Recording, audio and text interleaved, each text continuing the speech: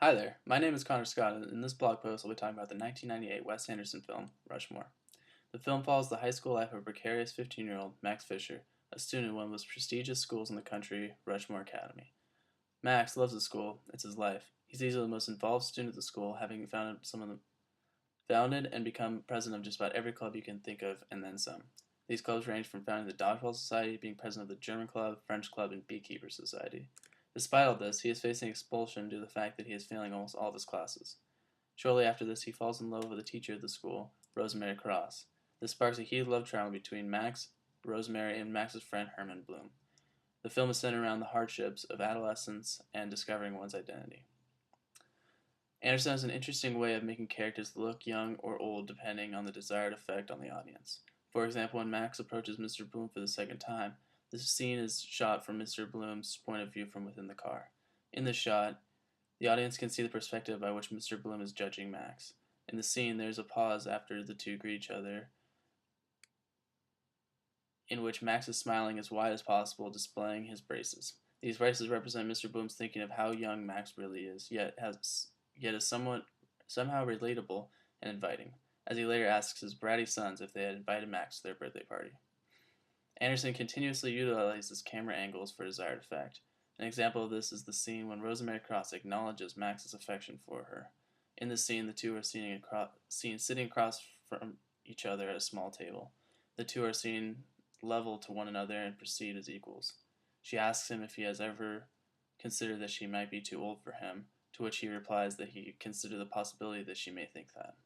The next shot is of side view of the two standing face to face, in which she towers over him, physically showing the audience how the two cannot be together as he is still just a child. In order to earn the affection of Rosemary Cross, Max sets out to build a large aquarium for the school to further impress her. By not consulting this idea with the school administration, he finds himself being expelled. The scene in which he is being expelled is probably the most dramatic of any other scene in the movie. The camera peers through the window of the principal's office as lighting and thunder can be seen and heard in the background to emphasize the tragedy unfolding. Inside, Max is seated looking defeated as a tear runs down his face while Dr. Guggenheim is seen yelling at him. There isn't any sound coming from the room, making the scene even more dramatic, as what's being said is left open to interpretation to the audience. A possible reason for some of Max's issues could be linked to the death of his mom when he was young. He doesn't allude to this being a huge issue as he barely draws any attention to it. However, Anderson clearly wants the audience to feel as though it is because he chose to have Max and Fisher live next to the cemetery that his mother is buried. In fact, every shot of Max's house draws attention to that very cemetery. The loss of his mother can be linked to Max's lust for Rosemary and other older women throughout the film. He's drawn to older women because that's what he misses most in life. It's also likely the reason why he doesn't do well in school and why he is so involved in extracurricular activities. The final scene of the movie shows how everything has come together for Max. He gets over his love for Rosemary and settles for a girl his age. In this scene, Max is standing face to face with Rosemary, the DJ switches the track, and the shot turns to slow motion, an obvious tactic by Anderson to signify the importance of the scene and let the audience know the film is coming to an end. Rosemary proceeds to remove Max's glasses, looking into his eyes as if seeing him for the first time who he really is. Wes Anderson does a fantastic job with the film, Rushmore.